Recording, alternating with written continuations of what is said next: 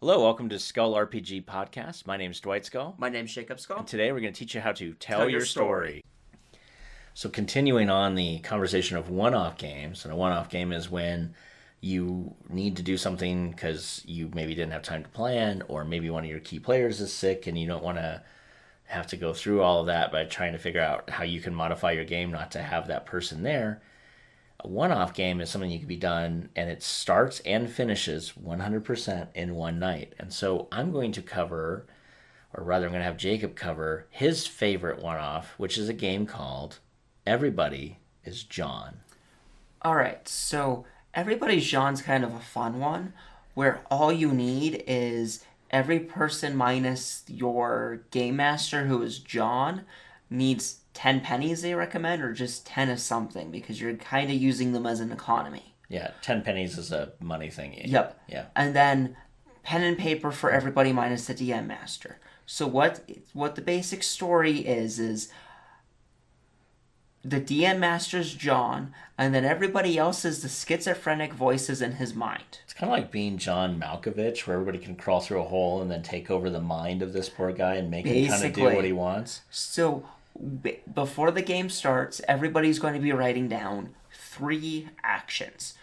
One action is at a one point, one action's at a 2 point, and the other action's at a 3 point.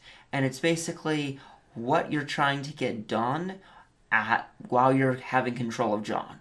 And 1 point is supposed to be something simpler, so that would be like opening a door, so like something that's one action. Or read signs. Yes. 2 actions a little bit harder, so that's more of like convince somebody to follow you, or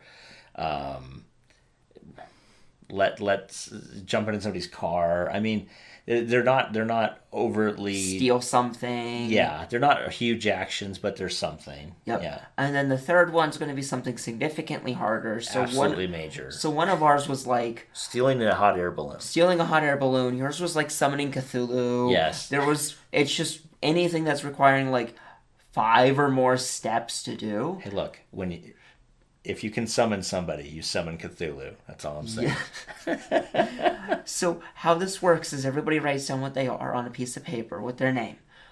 They then hand that to you as the GM. You then read over it and see what they're needing to do as actions. And you're going to keep note of that every time that they do it, not any time that somebody else does it. So they have to be in power in order for the door thing to kick. You could roll it the other way. You could if you wanted to. It doesn't really matter. The point is, the idea is that you get control so that you can do your 1, 2, and 3 point actions. Yes. So then, after the DM has as much time as he needs to think about a scenario to start off with, you guys then start. So then he gives you a little bit of what the scene is, and then the bidding starts. So in order for people to take control of John, those pennies that we were talking about before is how much you're wanting to place to buy for power. So everybody, I believe, starts out with 3 pennies, for instance. You start off with 10. Oh, no. I mean, like in your hand, though. You start off with all 10 because it's a slow burn to get them back. Oh, that's right. Regardless, so you start out with a number of pennies in your hand. You bid, closed fist. Everyone shows how much they wanted to bid. Cool. Those pennies now are gone from your hand. Every time you lose a bid, you gain a penny. So that means that you have more money to only bid the with. Person who won the bid spends the pennies. Correct. If you lost your bid, you get a penny and you keep your pennies. Yep. So how this works is every time as the GM at your discretion, you want them to contest to see if they keep power, you tell them to roll. And you only need 1 6-sided die. Yep. And if they gain I think it's a 4, 5, or 6, they keep 4, power. 5, or 6, so it's a 50-50 shot. They keep their power and the action continues like they said. They can spend a penny to add a +1 to their die roll. And then they can keep going up to 6. So you could guarantee that you win if you're going to spend 3 pennies on the table. But you only have 10 pennies total. 10 pennies total plus whatever you lost. Minus whatever you lost to get control of John. So you keep going around until somebody loses control. And then the bidding starts again. And then everybody starts bidding. And once the bidding starts happening, everybody takes 1 penny back. So if you spent all your pennies in that first turn in order to keep yourself going that long, You have one. You have 1 penny. Yep. So you might not ever get Control back at John for a while. until towards the end. And then the game goes until John dies. Typically. Whether that's a character who just thinks that they have enough points now and they want to off him, or you're getting done with this because it lasted 17 hours and you want to off him. Normally the game lasts maybe an hour and a half. And it is hardcore on the game master as the one who does the game mastering for the game. Improv. It's all improv. So it is a great game to learn improv on. It is a very great game on that one, and it also is a fun one for the players because it's kind of fun watching them run around with the chicken, like a chicken with its head cut off, because you might actually have one person who needs to go to here and another person who needs to go back to where they were. So they keep actually losing the bid, and they keep bidding outbidding each other. So you could just have John running to and from like 7 different places. Yes, that happens quite a bit. And then the other thing is, so after everything's said and done, the GM has been keeping tally of every single time someone has done their 1, 2, or 3 point deal.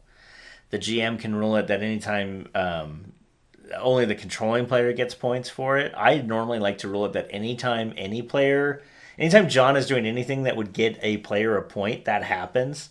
And that makes it kind of fun too, because you could accidentally be giving points to your other competition without knowing it, because the goals are secret. Yes, they are. For everybody. Also with that one, make sure that if somebody's request is something so simple that he's doing it, like, okay, for example, his 1 point is moving his foot. So every time he's walking, he's gaining.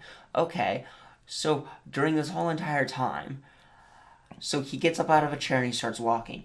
That's 1 point until he gets stopped. That's what I would do with it, yes. Don't have it be every single time he moves, he's getting it. And also, to be fair, every time, when are you going to have a contest of when you ask him to do something that's going to get you, or, this is why I like doing it the other way, someone else a point. Mm-hmm. So if they're going to get somebody else a point, I'll be like, oh, well, you need to roll for that. And they're like, what? Okay, fine. So they roll. Oh, you lost control, because they weren't going to give so-and-so another point. Or sometimes you just throw one in as a roll. For no reason. Just to keep them up on their toes, or you're like, I need to switch it up because this guy's been having it for a while. Yeah, because the idea is that this is pretty fast-paced and moves around. Now, when you play John as the game master, pretend as if you're literally talking to the people at the table in your inner dialogue voice, and be absolutely confused the entire time, and then like, well, what happened to the other guy? Well, he wanted me to do this. I don't want you to do that anymore. We need you to do this. But I was just going over to the store again, especially when they have to go back and work. I need you to go back to the library. We were just at the library. Go back to the library. Okay. You start walking back to the library. You can give John a little bit of sass. It's a very fun deal. I will be honest, it will tax you as the game master, but I will also be honest, if you're a new game master, go to our skullrpg.com/resources. I will put the rules up for everybody as John, and look at those rules, and you can run a one-off campaign. You could even do it, just if you wanted, you could do it for 10 minutes. Just put a counter there and just say, hey, at the end of 10 minutes, we're going to end this game and go jump into the other game. And you could just say, I just need practice doing improv. Everybody John's great improv, especially because the players are going to throw you into nonsensical situations. Yeah. So it doesn't matter if the plot isn't as coherent as it should be. There's no plot. No. And I got assassinated by a black Colonel Sanders once. There's no plot in that game. So it's like there's just no plot in that game. So that one we started off as a soldier, as a naval officer or on something. An aircraft carrier. Yeah. And then we got removed from like a colonel or something that was described as the Black Colonel Sanders. He wasn't described as that. That was after you and Matt set fire to things and I killed people. Yeah. So we kind of like would have gotten like dishonorably discharged or maybe sent to jail. But no, we just got sent to like a rural like mansion in Kentucky. And then I mad-mouthed the wrong guy and he shot me. And it was fine. We were an hour and a half into the game and I think our GM was done. That's the other advantage. Your GM can be done at any time, and you can kill John off in the most nonsensical manner whatsoever. Like, oh, and a lady throws a piano out of her third-story window, and it kills John. Okay, now that we're done, let's move on to something else. But go check out Everybody Loves John on our website. I think Everybody is John. I think you'll love the game as a whole. It is a really great time filler for just an hour or two, or even 10 minutes, and really does. If you're going to do the 10-minute version, I would say just give everybody 5 pennies, because that means you'll flip it over really really quick, not the 10 pennies. And I think you'll see that it'll make you a better game master, because now when your players throw something totally nonsensical in your game, you'll be able to react to it a lot better. So thank you guys. I think check it out.